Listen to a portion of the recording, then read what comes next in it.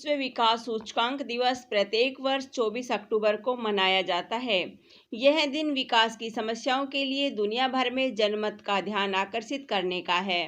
इसका उद्देश्य उन्हें हल करने के लिए अंतर्राष्ट्रीय सहयोग को मजबूत करना भी है।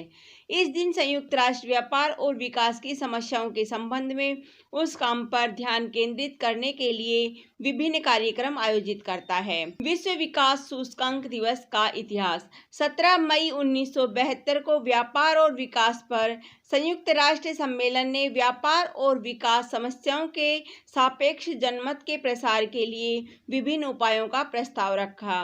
19 दिसंबर 1972 को संयुक्त राष्ट्र महासभा UNGA ने 3038 प्रस्ताव पारित किया और 24 अक्टूबर को विश्व विकास दिवस के रूप में घोषित किया। इस दिन को पहली बार 24 अक्टूबर 1973 को मनाया गया था। उस दिन को तब से हर साल उसी दिन मनाया जाता है।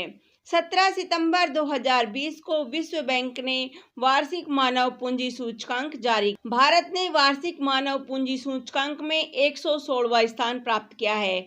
सूचकांक पूरी दुनिया में मानव पूंजी के प्रमुख घटकों को मापता है। 2018 में भारत का स्कोर 0.44 था। अब यह 2020 में बढ़कर 0.49 हो गया है।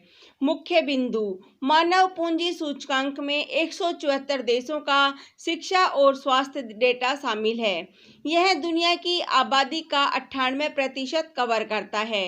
यह शिक्षा और स्वास्थ्य पर एक पूर्व महामारी संबंधी आधार रेखा प्रदान करता है। रिपोर्ट के मुख्य निष्कर्ष: 2019 में भारत 157 देशों में से 115वें स्थान पर था। रिपोर्ट में कहा गया है कि 1 बिलियन से अधिक बच्चे स्कूल से बाहर हैं। महिलाओं और बच्चों के लिए स्वास्थ्य सेवाओं में महत्वपूर्ण व्यवधान है। कई बच्चों को उनके महत्वपूर्ण टीकाकरण से बाहर सूचीबद्ध किया गया है।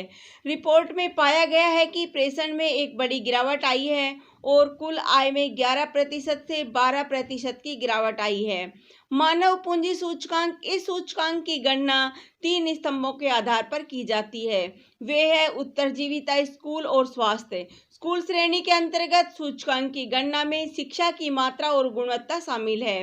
स्वास्थ्य श्रेणी में अन्य उत्तरजीविता दर और बच्चों का स्वस्थ विकास शामिल है। मानव पूंजी सूचकांक और मानव विकास सूचकांक से कैसे भिन्न है? मानव पूंजी सूचकांक संयुक्त राष्ट्र विकास कार्यक्रम द्वारा जारी किया जाता है। दूसरी ओर विश्व बैंक द्वारा मानव विकास सूचकांक जारी किया जाता है।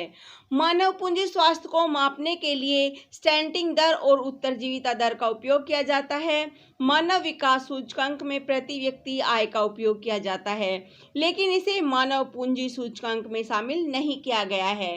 धन्यवाद। जय हिंद, जय भारत।